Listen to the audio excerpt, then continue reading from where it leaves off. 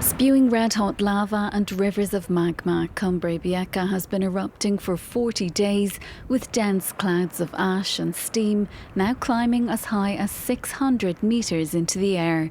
Scientists say seismic activity has been ramping up since the volcano's crater partially collapsed last Saturday.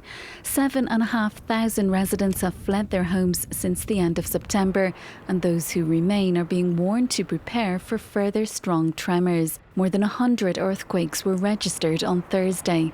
Bueno, pues está como todos estos días bastante activo, está emitiendo lava continuamente, eso no cesa, se estaba acumulando en altura como estos días atrás. Geologists are finding innovative ways to obtain samples of liquefied gas that will be later analysed. Aquí lo que tenemos es esta tubería que viene del interior de lo que era el semáforo, y esta tubería ahora mismo está canalizando los gases, está actuando como un enfriador,